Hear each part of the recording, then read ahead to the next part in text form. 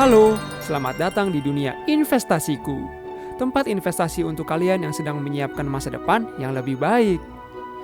Kenapa harus investasiku? Mari kita jelajahi. Registrasinya mudah dan cepat. Dapat ala points setiap kali transaksi saham. Tersedia rekomendasi saham setiap harinya. Dan kamu bisa belajar tentang investasi dalam EduFest. Tunggu apa lagi? Ayo download investasiku sekarang.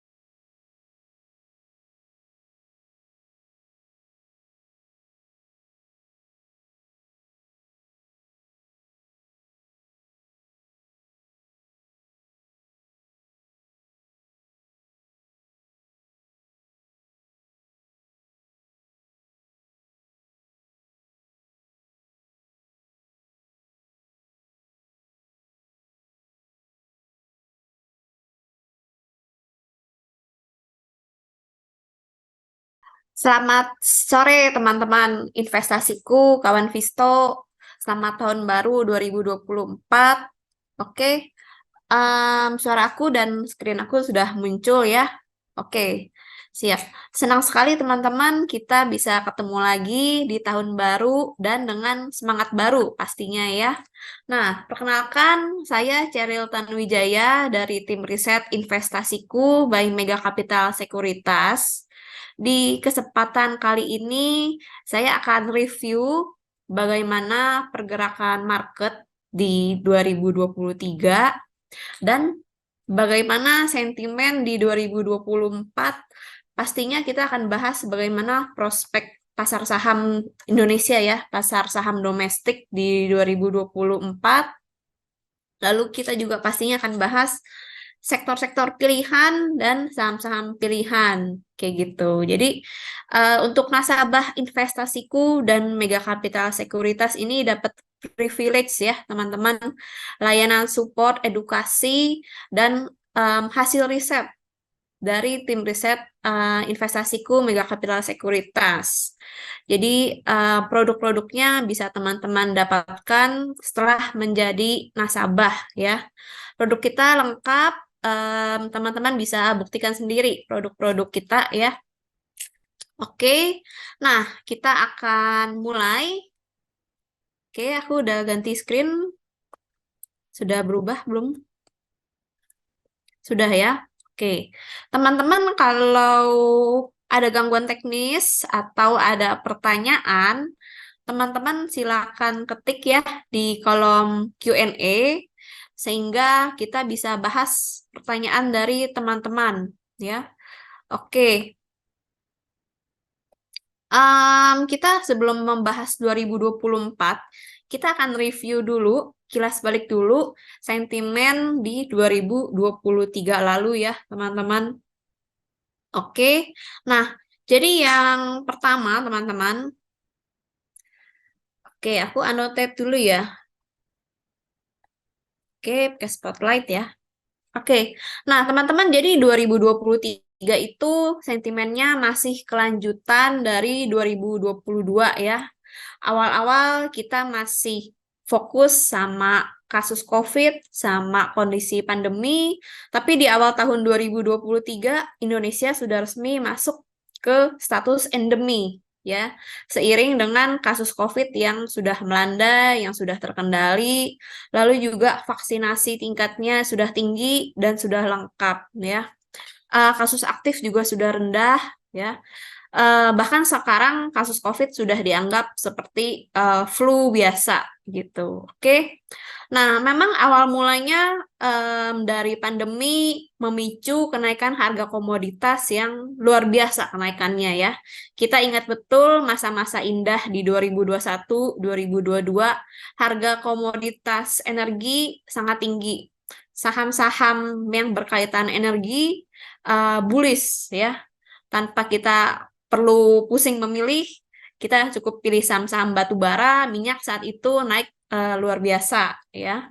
Nah, tapi dengan kenaikan harga komoditas itu teman-teman membuat inflasi inflasi global itu juga meroket ya.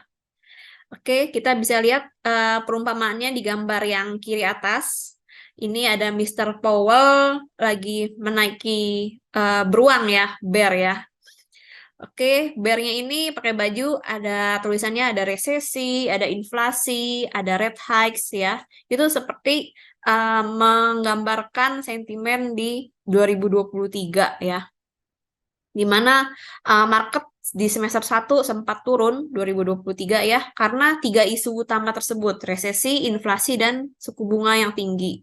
Nah, menyambung dari inflasi yang tinggi, salah satu upayanya yang paling efektif adalah menaikkan suku bunga ya. Dan itu sudah dilakukan di mayoritas negara dengan menaikkan suku bunga yang agresif karena mengikuti jejak langkah Bank Sentral Amerika atau The Fed gitu ya.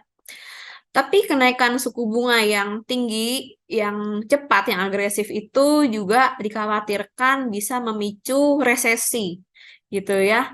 Meskipun akhirnya perekonomian global masih bisa tumbuh di 2023, perekonomian Amerika juga bisa dikatakan soft landing ya, nggak terjadi resesi yang berkepanjangan meskipun ada perlambatan ekonomi. Seperti itu. Lalu kita lanjut ke gambar banteng yang tengah, yang kedua ya.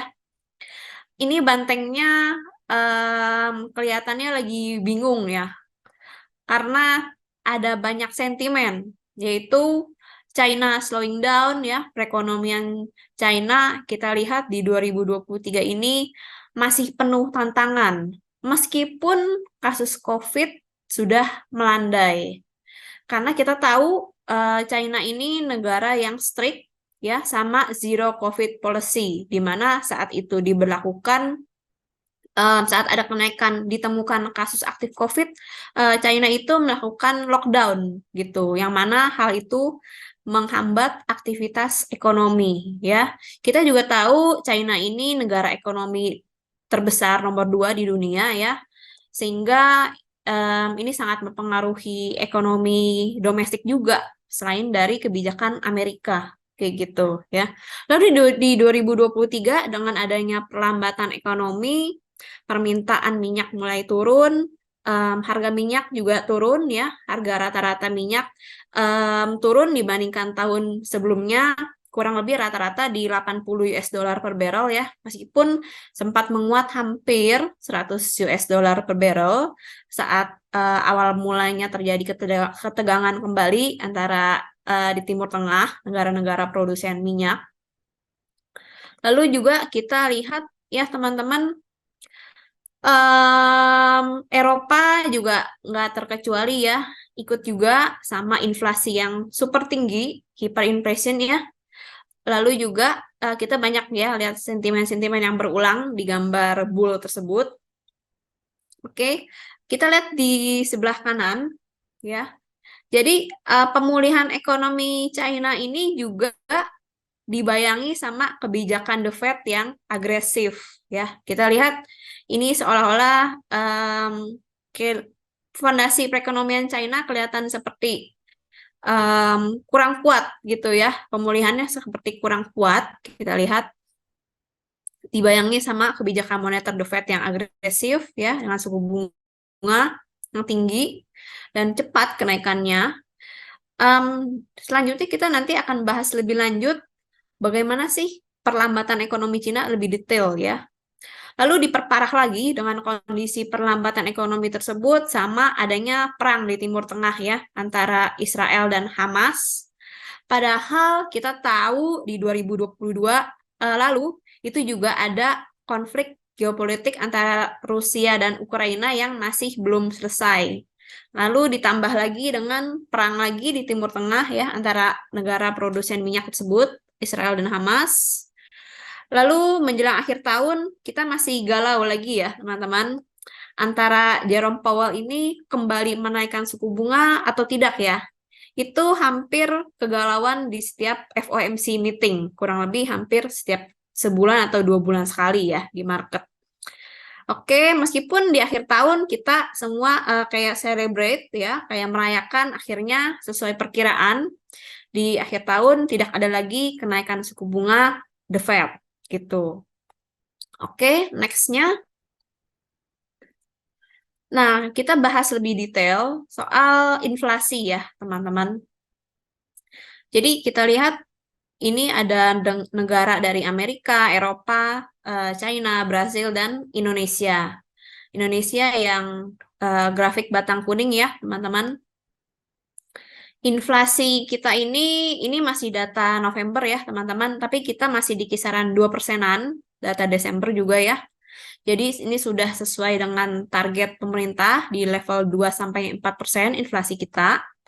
Kalau kita bandingkan inflasi Indonesia dengan inflasi global ya teman-teman, inflasi kita ini relatif aman dan stabil ya, sesuai target. Masih banyak negara-negara di luar sana yang inflasinya itu masih tinggi ya. Kita bisa lihat Amerika, Eropa, Brazil itu inflasinya jauh di atas kita.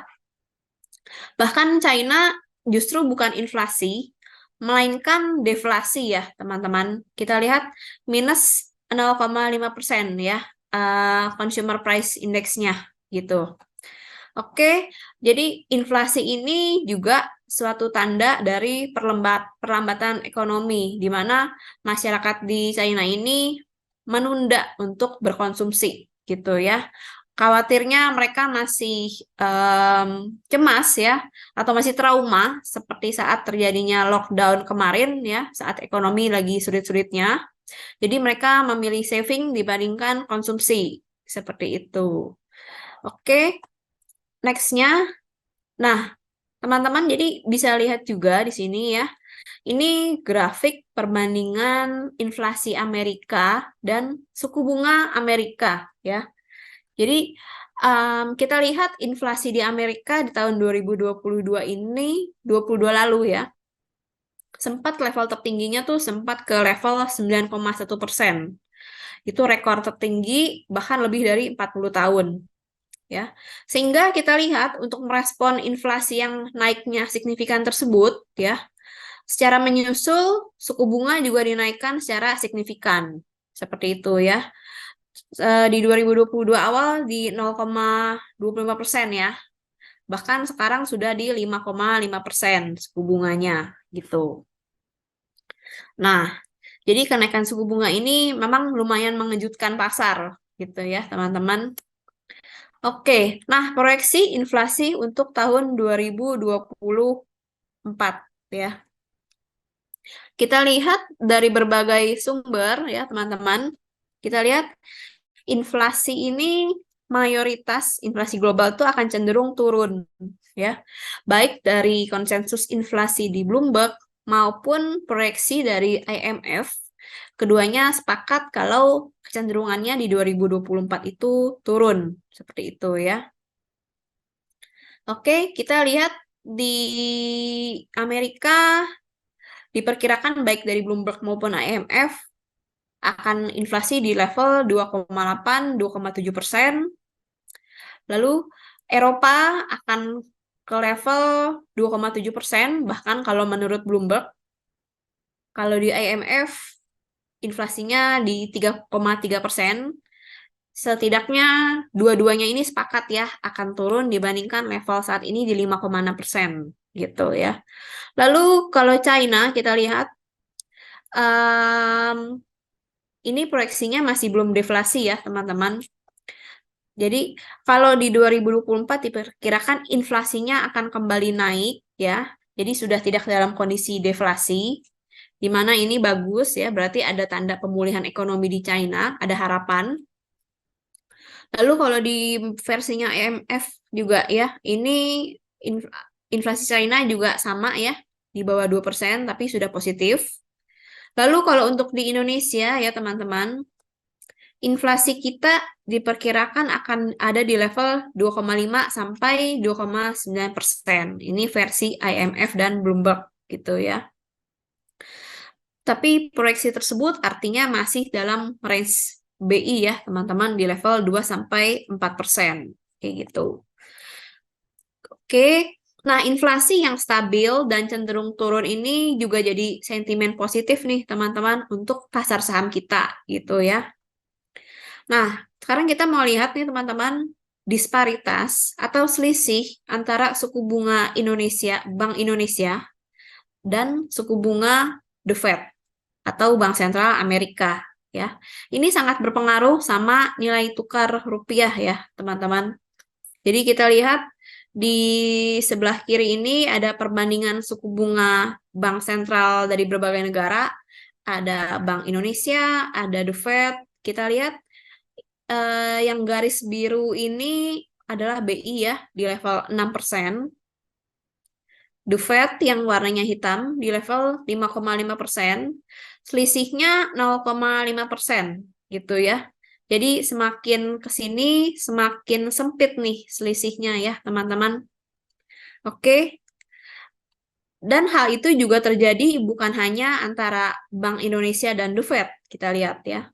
Tapi The Fed yang warna hitam ini dengan Bank Sentral Eropa, ECB yang warna oranye itu juga race-nya semakin dekat kayak gitu ya. Begitu pula dengan uh, PBOC ya. Ini aktif terus menurunkan suku bunga demi memacu perekonomiannya yang masih belum normal gitu ya, bisa dikatakan ya. Kalau di Jepang bahkan suku bunganya minus ya, teman-teman. Oke, nah kita balik antara disparitas Bank Indonesia dengan The Fed ya, teman-teman. Jadi kita lihat selisihnya dengan suku bunganya di sebelah kanan ya, teman-teman, selisihnya ya. Yang awalnya selisihnya di awal tahun 2022 itu di 3,25 basis poin. Saat ini tinggal ke 0,5 basis poin saja gitu. Oke. Nah, pengaruhnya sama kinerja rupiah ya, teman-teman. Jadi kita lihat nilai tukar kita saat ini ada di level kisaran 15.500-an. Oke.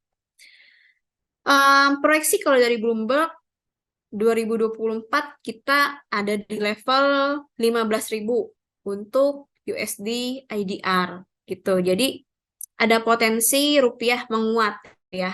Tapi kita perkirakan rupiah di tahun 2024 ini akan ada di dalam range di 15.500 sampai 15.900 seperti itu ya. Memang volatilitasnya akan cenderung tinggi ya, teman-teman. Oke. Nah, kalau dari kinerja rupiah di tahun 2023 ya, teman-teman, kita lihat kalau secara tahunan dengan level 15.500 tersebut itu artinya melemah 2% secara year on year ya.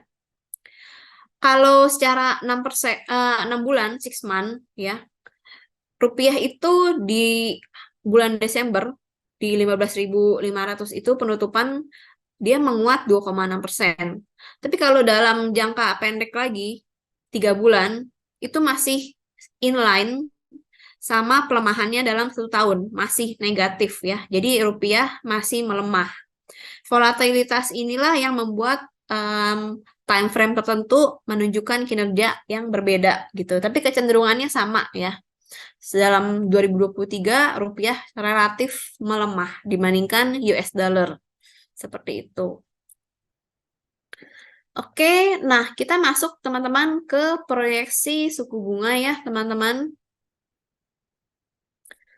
Oke, nah konsensus suku bunga untuk 2024 ini juga sepakat dari Amerika, Eropa, Inggris, China, bahkan Bank Indonesia ini juga akan cenderung turun suku bunganya ya. Kita lihat di Amerika diperkirakan akan turun dari 5,5% ke level 4,25% gitu ya. Dan penurunan di negara-negara tersebut akan menyusul penurunan The Fed ya. Jadi The Fed kita perkirakan akan turun. Pertama kali penurunannya tuh di bulan Maret 2024. Berikutnya baru disusul sama negara-negara lain termasuk Indonesia untuk memangkas suku bunga. Kayak gitu ya. Di sebelah kanan teman-teman, ini ada survei dari CME FastWatch Market Tool ya tentang survei probabilitas suku bunga The Fed, di mana para pelaku pasar ini diminta untuk survei gitu. Kira-kira The Fed ini kapan sih naikin atau turunin suku bunganya, kayak gitu ya.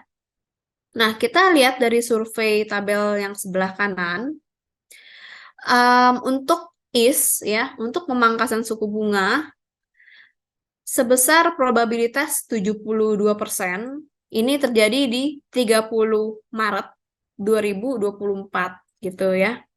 Kalau di FOMC tanggal 31 Januari mendatang di bulan ini, itu 91% suara melihat tidak ada perubahan. Kayak gitu ya.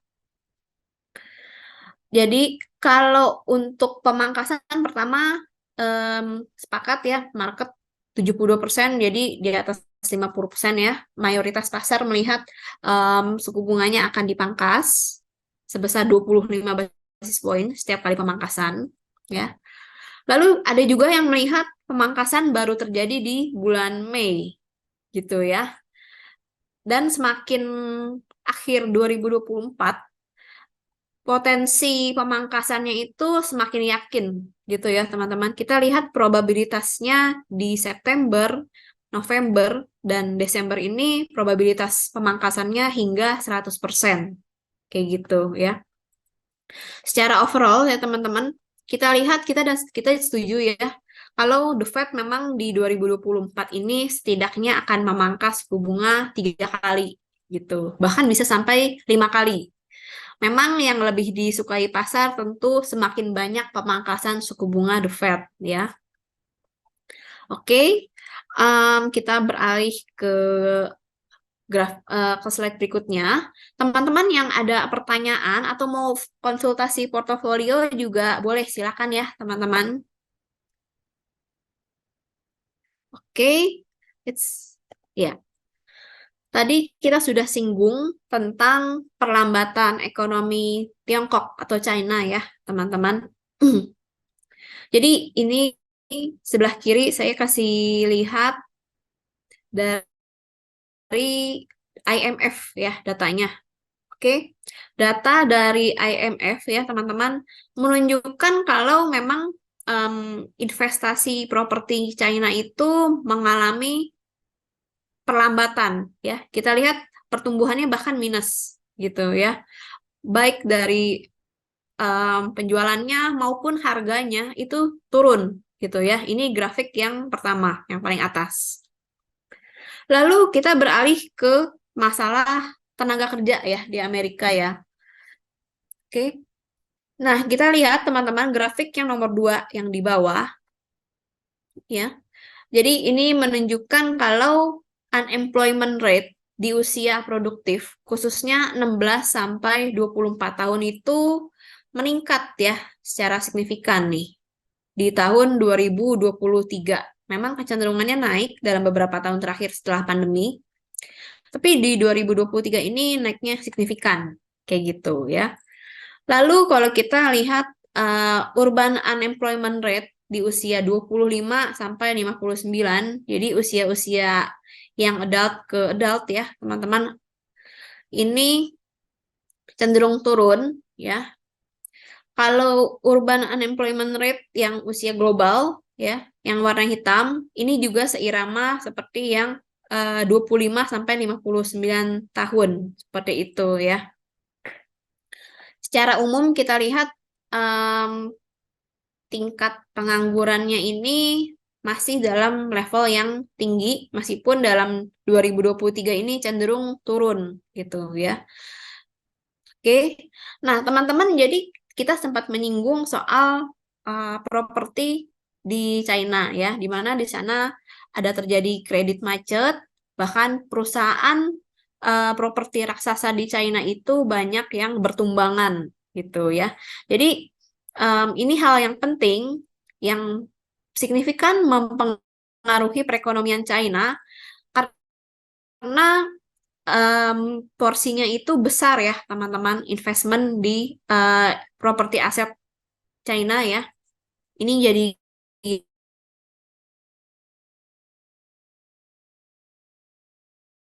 yang nomor 2 terbesar di dunia ya. Setelah terhadap inflasi yang tinggi ya, justru China terjadi deflasi akibat konsumsi masyarakatnya yang minim. Kayak gitu ya. Lalu kita juga lihat ya teman-teman, di bawah kanan ini tadi inflasi China ya yang berada dalam deflasi ya. Kita lihat dalam beberapa tahun terakhir di 2022 ini masih terjadi inflasi ya, masih oke.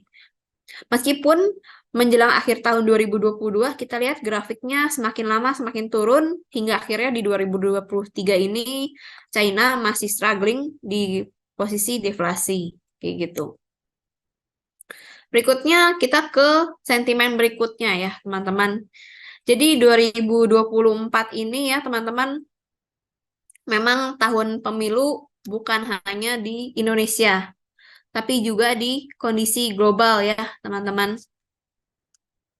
Oke, nah setidaknya ada 64 negara nih teman-teman di seluruh dunia akan melangsungkan pemilu di tahun 2024 ya. Mulai dari Januari sampai akhir tahun 2024 gitu. Dan mayoritasnya nih dari Eropa ya.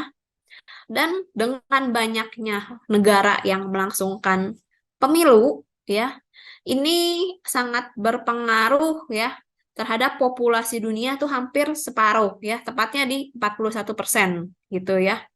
Dan pengaruhnya terhadap PDB sebesar 42% gitu ya. Jadi ini sangat besar pengaruhnya kali ini ya. Ini data dari Bloomberg dan forecast IMF. Oke, nah teman-teman, kita lihat di pemilu global, ternyata negara adidaya Amerika ini juga pemilu di tahun 2024 ya. Tepatnya di 5 November 2024. Mereka mulai debatnya itu di September ya. Di September 2024 mereka akan mulai debat, tapi sekarang sudah mulai debat yang sudah mulai kampanye maksudnya ya, sudah mulai kampanye di mana kandidatnya ada dua nih kalau di Amerika.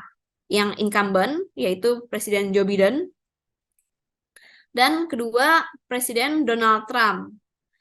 Masih ingat ya teman-teman di memori kita, Presiden Donald Trump ini juga sebelumnya pernah menjadi Presiden Amerika untuk periode 2017 sampai 2021 ya.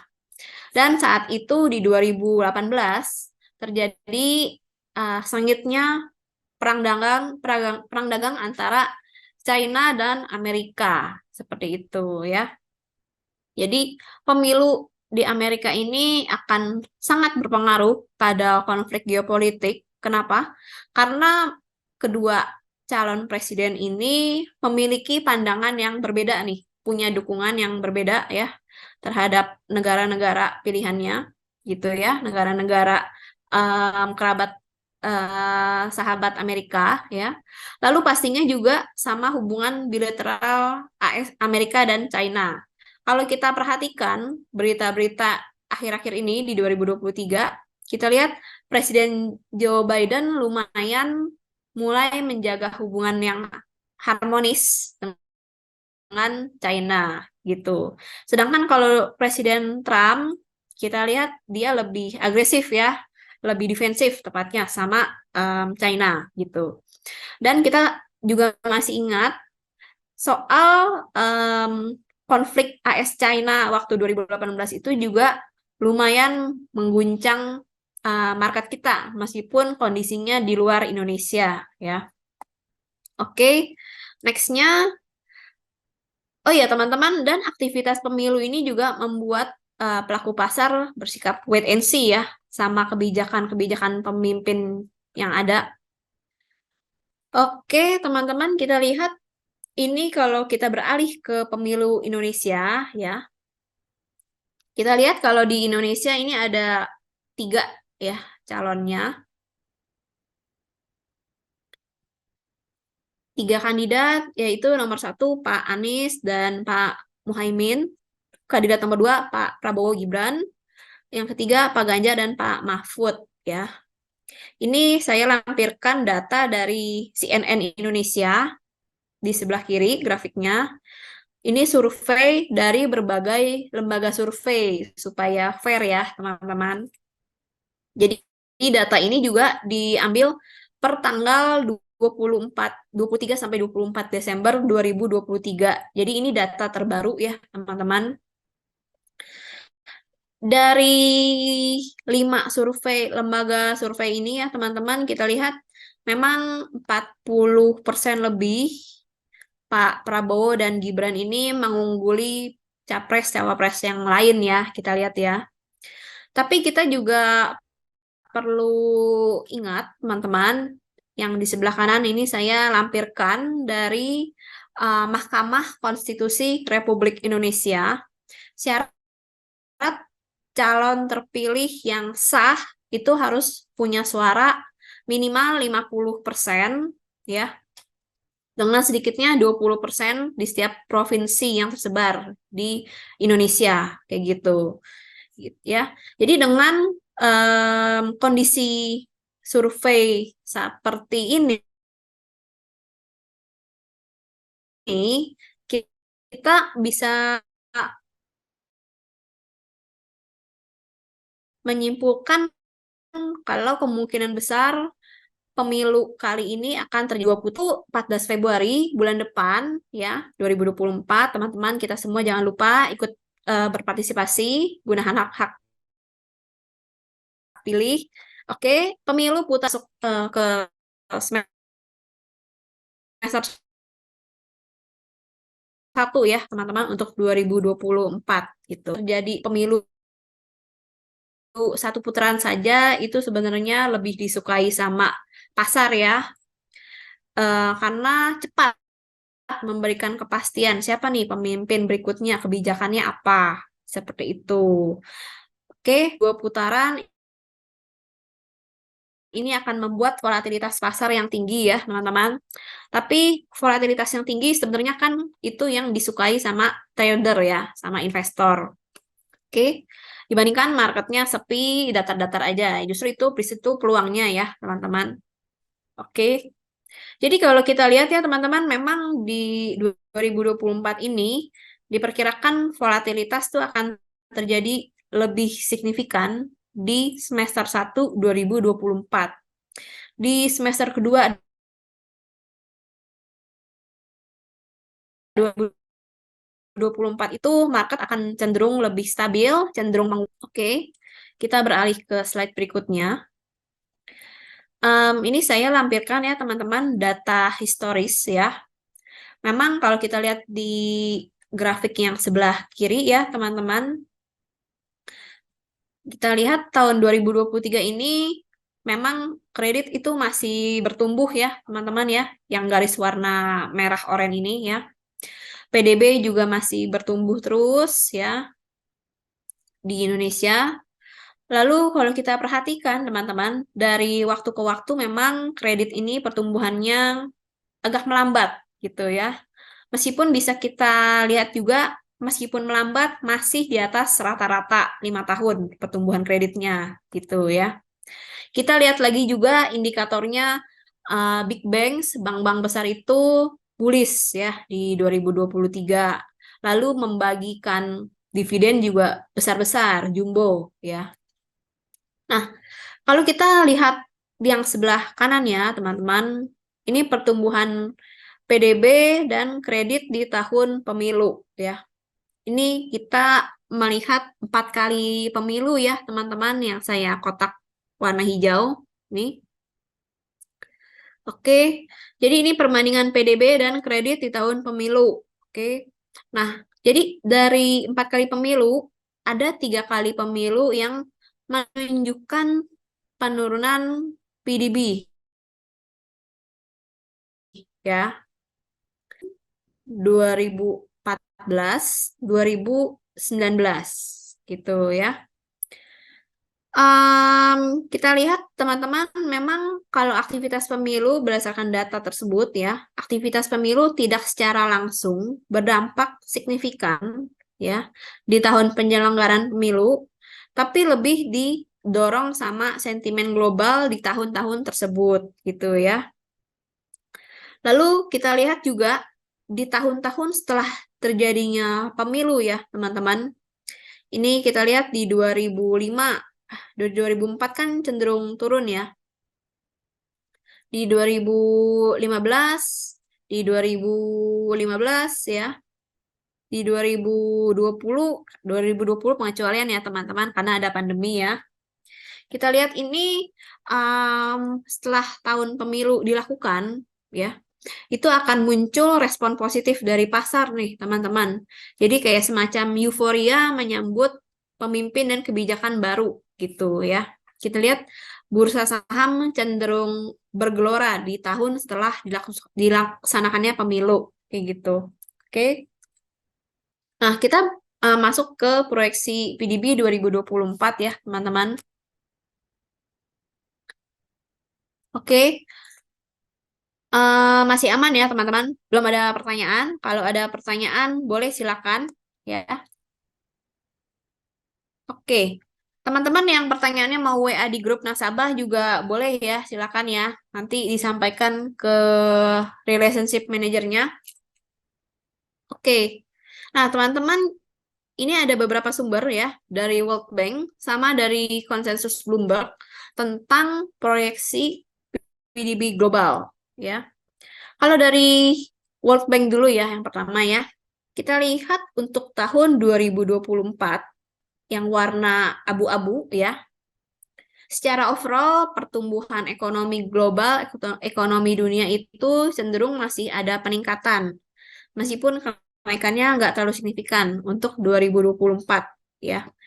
Kita lihat proyeksinya 2024 ini PDB dunia tuh naik 2,4% dibandingkan 2023 yang hanya 2,1%. Lalu kalau untuk negara berkembang yang tengah ya, ini kenaikannya lumayan berat ya kelihatannya ya. Hanya naik 0,1%, yaitu di level 4,1% di tahun 2024. Tapi masih lebih bersyukur negara berkembang termasuk Indonesia ya teman-teman. Dibandingkan negara maju, ini bahkan turun ya untuk 2024. Dari 2023 yang PDB-nya 1,5% justru turun ke 1,4% gitu ya. Diperkirakan negara maju ini berpotensi melemah yang diakibatkan inflasi yang tinggi yang sulit untuk ditumbuhkan, yang persisten kayak gitu. Lalu kita beralih yang sebelah kanan ya teman-teman. Ini ada konsensus dari Bloomberg soal PDB global ya. Nah, kalau Bloomberg melihat Amerika yang mana itu negara maju cenderung turun signifikan nih pertumbuhan ekonominya ya. Dari 2023 yang ada di level 2% ke level 0,9% gitu ya. Tapi kalau untuk untuk Eropa, baik di Inggris maupun di Eurozone, ini cenderung menguat ya. China diperkirakan masih akan bertumbuh di 2024 ekonominya, tapi pertumbuhannya melambat dibandingkan 2023 yang 5,1%. Justru pertumbuhannya di 2024 tuh hanya 4,5% ya teman-teman.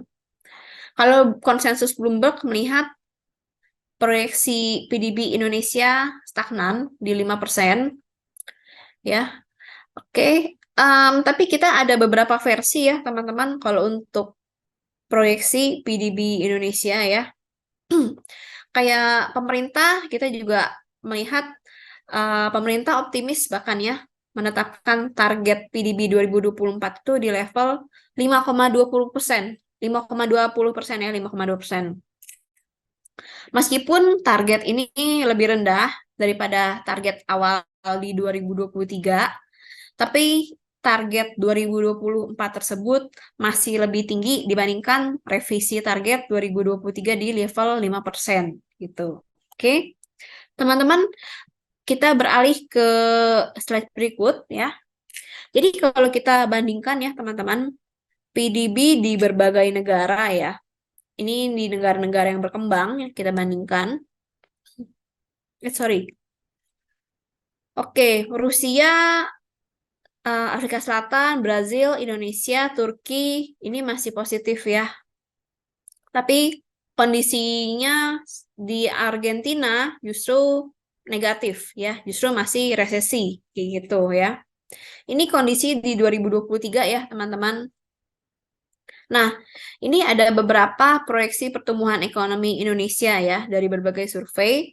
Ada dari Asian Development Bank, ada dari World Bank, IMF, International Monetary Fund, OECD, Bank Indonesia, dan pemerintah ya. Kalau kita lihat teman-teman, ya teman-teman, dari berbagai sumber tersebut 1, 2, 3, 4, 5, 6 ya,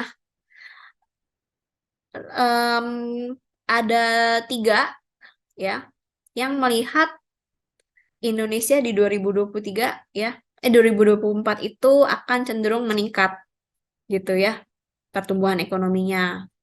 Meskipun sebagian lagi atau separuh suara melihat ada potensi stagnan ya, bahkan melambat. Melambat pun masih ke 4,9% kalau diproyeksikan oleh World Bank gitu ya. Tapi overall dari 6 sumber tersebut kita lihat masih lebih cenderung optimisnya gitu ya untuk pertumbuhan Indonesia. Oke. Untuk periode kuartal 3 yang baru rilis ya teman-teman yang terbaru, PDB Indonesia ini tumbuh 4,94%. Memang kalau secara kuartalan pertumbuhannya melambat dibandingkan kuartal sebelumnya di kuartal kedua ya yang tumbuh 5,17%. Oke, tapi kita lihat datanya dibandingkan negara berkembang lainnya itu masih lebih berkembang, lebih tinggi ya di sebelah kiri atas ya. Oke. Dan proyeksi pertumbuhan ekonomi Indonesia di 2024 ini lebih tinggi, melampaui target pertumbuhan ekonomi PDB global ya, yang hanya di 2,9%, yang turun bahkan ya kalau di pandangannya IMF kayak gitu. Oke, kita masuk ke IHSG ya, teman-teman. Oke, jadi ini kinerja IHSG dari tahun ke tahun, yang grafik sebelah kiri. Di 2023, meskipun fluktuasi bulan-bulan bearish ya, tapi akhirnya kita senang di akhir tahun IHSG bisa ya center close rally, window dressing ya. Akhirnya bisa closing IHSG-nya naik 6% secara year on year di 2023 gitu ya. Ini kinerjanya lebih bagus dibandingkan kinerja tahun 2022 yang hanya 4%, bahkan tidak ada window dressing ya. Kita lihat di bulan Desembernya justru merah ya. Jadi di 2022 itu memang kejadiannya luar biasa ya. Karena historical dari tahun 2008 IHSG 22 tahun selalu positif di bulan Desember kecuali tahun 2022 gitu ya. Oke. Kita lihat teman-teman ini performanya IHSG yang warna hijau dibandingkan indeks-indeks saham di negara lain ya. 2023 kita kan 6,16% nih kenaikannya IHSG. Kalau Dow Jones memang sama S&P 500 ya. Indeks di Amerika memang bullish ya untuk 2023. Tapi tidak demikian di Shanghai, di Thailand, di Hong Kong ya. Di Jepang memang kalau di grafik ini return-nya tertinggi ya. Dalam 1 tahun naiknya 28% gitu. Oke. Tapi kita perhatikan di sini jika dibandingkan sama negara lain 6,16% itu not bad ya untuk IHSG. Oke. Yes. Nah, sekarang kita beralih ke PI ya, ke valuasinya IHSG dibandingkan indeks di negara lain nih, teman-teman. Ya. Tadi kan IHSG di 2023 itu menguat 6% gitu ya. Dengan penguatan 6% tersebut, IHSG tuh lagi ada di level PI 18 kali ya, teman-teman ya, 18,67 kali. Dan ini kalau kita bisa lihat ya, masih di rata-rata dibandingkan negara-negara lain ya. Memang tidak semurah Shanghai maupun Hong Kong dan Thailand ya, tapi tidak semahal Amerika dan Jepang gitu. Jadi masih atraktif ya valuasi IHSG. Oke, berikutnya kita lihat ke kinerja IHSG secara waktu horizon yang lebih besar ya, teman-teman. Sejak tahun 2008. Ya, kita lihat si IHSG ini yang warnanya biru muda nih, teman-teman. Ya, kita lihat dalam jangka panjang, IHSG tuh seberis-berisnya ya saat global 2008-2009 ya, saat perang dagang dan berbagai sentimen negatif di global, kecenderungannya dari dulu sampai sekarang tuh overall selalu menguat ya. Kita lihat ya, garis biru yang warna biru muda ini cenderung menguat ya. Bahkan penguatannya itu melampaui indeks-indeks lain nih in the long run gitu. Menang dibandingkan indeks Shanghai, dibandingkan Hang Seng, indeks Hong Kong ya, dibandingkan Nikkei, Thailand, seperti itu. Meskipun balapan sih sama indeks S&P 500 ya, kita lihat yang warna abu-abu ya.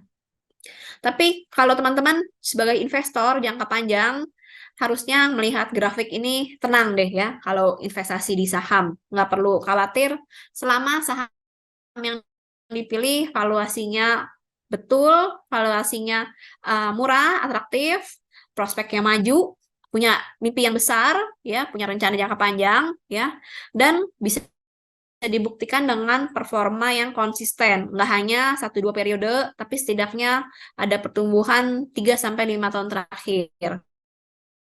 Kayak gitu ya.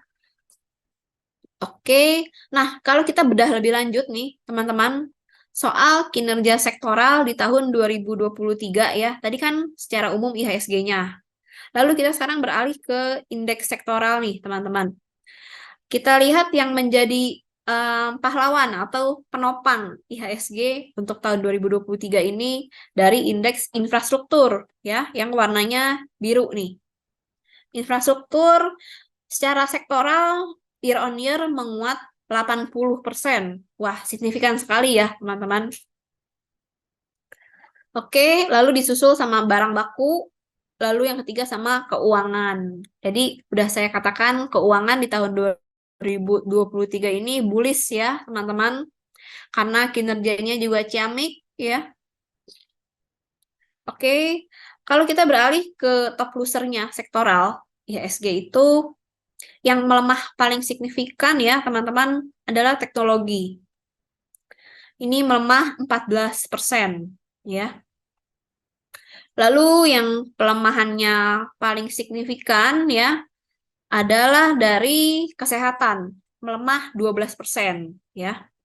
Kita tahu di 2023 ini kenaikan suku bunga masih terjadi ya secara agresif, sehingga sektor-sektor yang paling sensitif sama suku bunga yaitu sektor teknologi yang paling terdampak kayak gitu ya. Lalu kalau kesehatan, kita tahu juga bahan bakunya mayoritas impor, di mana bayarnya pakai nilai tukar dolar. Dan kita juga sudah bahas tadi, rupiah itu secara year on year di 2023 cenderung melemah kurang lebih 2% gitu ya. Lalu juga berikutnya yang ketiga top loser adalah energi. Sektor energi melemah 7,84% secara year on year ya, teman-teman. Jadi kita tahu ini karena pelemahan dari harga komoditas energi. Kita juga lihat saham-saham yang 2021, 2022 itu menjadi unggulan, sekarang sudah berbalik arah ya, seirama dengan underlying-nya ya, komoditasnya. Lalu kalau kita bedah lebih lanjut ya teman-teman, sektor top losernya infrastruktur itu kinerjanya penguatannya berapa persen sih ya dalam 1 tahun? Ini kita bagi berdasarkan bobot terbesar ke terkecil ya teman-teman. Jadi yang bobotnya paling besar, porsinya di grafik juga besar. Berarti pengaruhnya terhadap indeks tuh besar. Kayak gitu ya teman-teman. Nah, untuk infrastruktur, kita lihat ini sudah tidak diragukan ya, pastinya brand ya. Secara market cap, secara bobot itu paling besar di sektor infrastruktur. Dalam 1 tahun, kinerjanya brand ini menguat 52% gitu ya. Lalu yang kedua, market, market cap dan bobot terbesar itu ada dari Telkom ya, 20%. Berikutnya Indosat, kita lihat 3,98% ya. Lalu kita beralih ke top loser, oke, ke teknologi. Teknologi bobotnya yang paling besar itu ya ada si DCII, Goto dan Beli ya. Tapi dari sektor teknologi saham-saham tersebutnya ini malah melemah ya, teman-teman ya. Ini belum dikasih tanda minus ya, tapi teman-teman bisa cek sendiri dari saham-saham teknologi tersebut cenderung melemah secara signifikan sehingga menjadi pemberat di sektor teknologi. Oke. Nah, teman-teman kita memproyeksikan untuk 2024 IHSG secara moderat akan berada di level 7.450 ya untuk akhir tahun 2024. Ini skenario kondisi umum ya, teman-teman ya. Tapi andai kata market lebih bearish dibandingkan ada banyak kejutan sentimen negatif dari global maupun domestik, kita lihat penutupan IHSG di 2024 itu bisa ke level 6.950 ya. Nah, skenario paling bagusnya, paling optimis, paling bullishnya kita lihat ada di IHSG 7.700 untuk akhir tahun 2000, kita ada di 7.450 ya. Kita mempertimbangkan berbagai sentimen yang sudah kita bahas sebelumnya juga ya, teman-teman, di slide sebelumnya.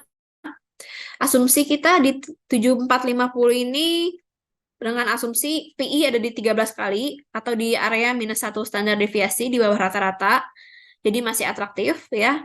Dengan kenaikan earning per share sebesar 8% gitu ya, teman-teman. Sentimen-sentimennya teman-teman bisa lihat lagi slide sebelumnya ya. Nah, kalau kita lihat nih teman-teman earning per share growth-nya ya di tabel yang sebelah kanan dari tahun ke tahun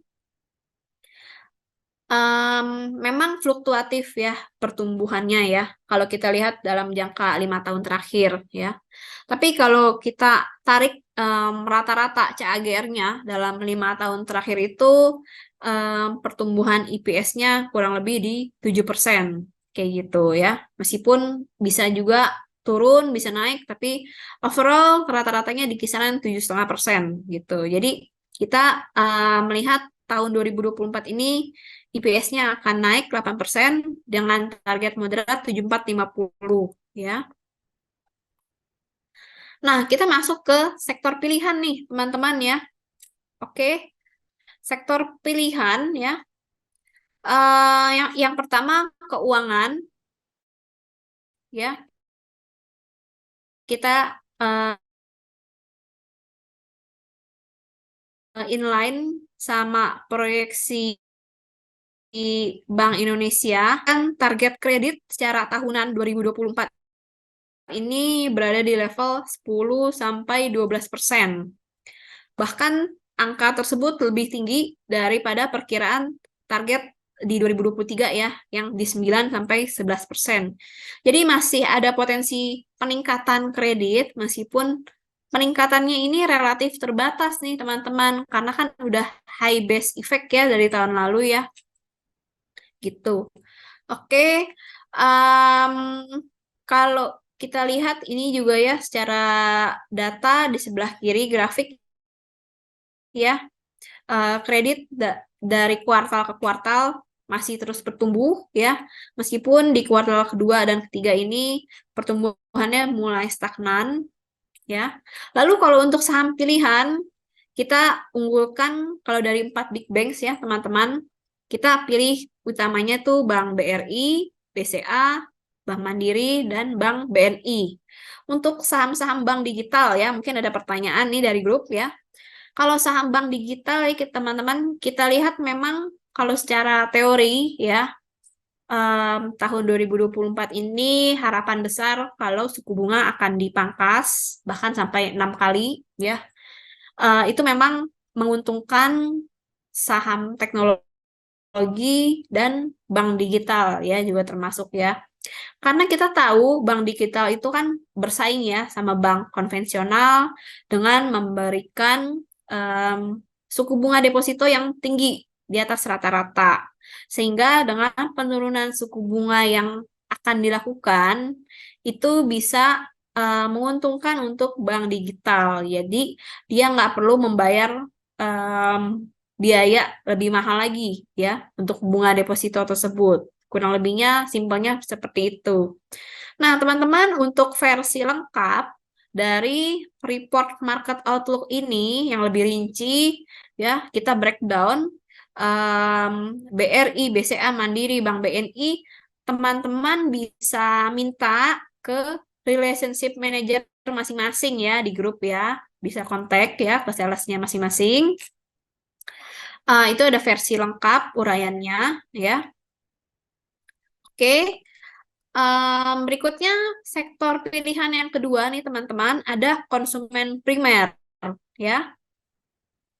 Konsumen primer kenapa kita pilih? Karena kita lihat pemerintah optimis ya dengan pertumbuhan PDB di 2024 ini yang lebih tinggi ya, yang di 5%, 5,2% dari di 2023 ini yang hanya 5%. Lalu dengan PDB yang lebih tinggi, otomatis konsumsi juga akan lebih tinggi ya, teman-teman. Apalagi di 2024 ini ada pemilu. Tentunya pemilu akan dimulai juga sebelumnya sama aktivitas kampanye, dan juga kita tahu aktivitas kampanye ini biasanya diliputi dengan bagi-bagi sembako ya, otomatis konsumsi akan meningkat. Apalagi kita juga bersyukur di Indonesia pemerintahnya memberikan subsidi ya untuk subsidi sembako seperti itu ya untuk kebutuhan pokok sehari-hari. Ini juga menjaga daya beli masyarakat menengah bawah seperti itu. Lalu kita beralih ke data di sebelah kanan ya teman-teman. Ini indeks keyakinan konsumen IKK optimis di atas indeks 100 ya sepanjang tahun 2023. Jadi kalau di bawah 100 artinya masyarakat melihat ekonomi ini sebagai pesimis ya. Tapi kalau kita masih di atas 100 artinya masyarakat melihat ekonomi ini optimis dan juga tidak ragu-ragu dalam berkonsumsi seperti itu ya teman-teman. Meskipun betul, ya, ada penurunan tabungan di masyarakat menengah atas dan menengah, ya, memang itu bisa menjadi tantangan untuk sektor konsumsi. Konsum itu juga yang lebih sensitif kita lihat sektor consumer cyclical, ya, bukan konsumen primer seperti bahan baku, ya, seperti bahan kebutuhan pokok maksudnya ya. Seperti itu. Oke. Sektor pilihan yang ketiga ya, teman-teman, ada infrastruktur ya, teman-teman. Yang ketiga, karena berdasarkan data ya, di sebelah kiri ini tabelnya, anggaran infrastruktur 2024 itu naik 7,83%. Naiknya signifikan nih, teman-teman ya, kalau kita lihat dalam 3 tahun terakhir, bahkan yang tertinggi sejak tahun 2014 nih, gitu. Kenapa? Karena pemerintah juga berkomitmen ya melanjutkan pembangunan di IKN. Dengan adanya pembangunan ibu kota baru, tentunya anggaran infrastruktur pastinya akan meningkat, gitu ya. Lalu kita juga melihat dibandingkan sektor konstruksi ya, infrastruktur kan ada konstruksi, ada jalan tol, ada juga telekomunikasi ya. Kita bullish ya untuk baik pembangunan konstruksi maupun untuk telco ya. Jadi kalau untuk telco kita lihat berdasarkan data historical dari tahun ke tahun itu penggunaan data usernya meningkat.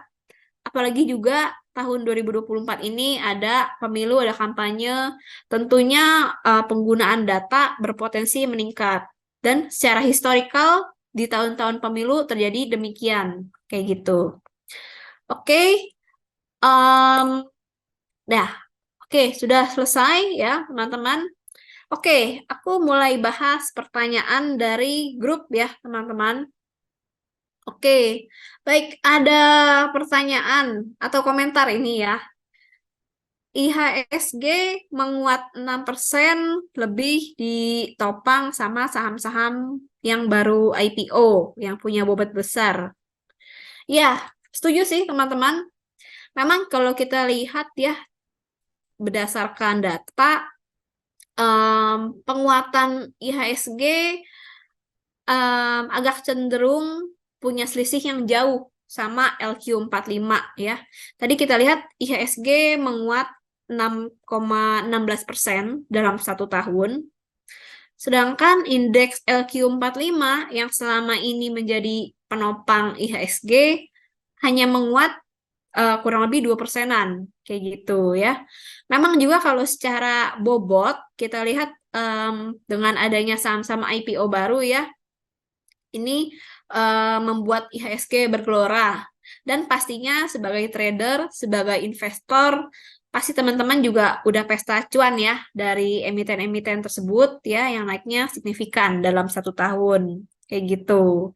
Dan terkait saham-saham IPO, kita lihat di 2024 ini masih akan berlangsung terus ya. Perusahaan tertutup yang akan menjadi go public. Kita optimis pasti akan lebih banyak lagi saham-saham yang menarik untuk IPO ya. Oke, kita beralih ke pertanyaan berikutnya ya, teman-teman.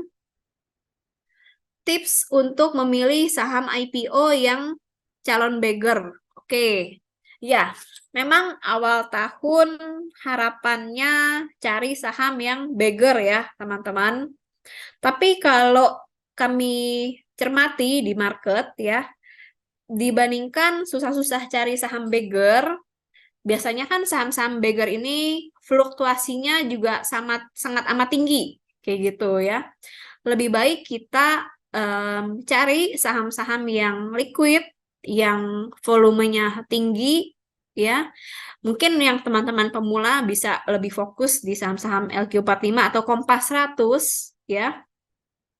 Kalau kita biasanya screening 1 hari itu volumenya minimal rata-rata 10 juta ya, teman-teman ya. Bisa teman-teman seleksi di aplikasi online trading ya, seperti di investasiku, itu bisa di-sort ya. Nah, teman-teman juga bisa pilih saham-saham yang bagus, saham-saham yang blue chip tersebut untuk ditradingkan setiap hari secara konsisten gitu. Nah, kalau hasilnya konsisten dari waktu ke waktu, dari Januari sampai Juni sampai Desember, itu kan dikumpulin hasilnya akan beggar juga gitu ya. Jadi hanya bedanya beggarnya nggak hanya dari satu saham, tapi dari bisa jadi beberapa saham. Lalu juga kita kan kalau bisa membagi beberapa saham itu secara tidak langsung kita melakukan pembagian risiko ya, diversifikasi risiko. Mungkin teman-teman yang bingung pilihnya saham apa nih, sektor apa nih yang mau naik gitu ya. Mungkin teman-teman bisa pilih minimal satu saham dari tiap sektor yang kita rekomendasikan tadi masuk ke portofolio teman-teman. Jadi misalnya ada yang turun bisa diimbangi dengan saham-saham yang naik, yang kecenderungannya naik. Seperti itu ya. Oke, kita lihat lagi. Oke, sudah aman ya teman-teman? Sudah jelas semua? Nggak ada pertanyaan lagi? Kalau gitu nanti soft copy dari presentasi ini akan kita distribusikan ke risk management teman-teman ya, teman-teman. Nanti bisa minta atau bisa tunggu aja di grup, pasti akan di-sharing kayak gitu. Oke, teman-teman, terima kasih untuk partisipasinya. Semoga bermanfaat ya, teman-teman. Semoga sehat selalu, salam cuan. Kita akan rutin ya teman-teman mengadakan edukasi melalui YouTube, melalui Zoom. Jadi teman-teman jangan lupa subscribe YouTube kita ya. Lalu kita juga setiap pagi ada IG Live jam 8.30 ya. Teman-teman bisa tanya-tanya.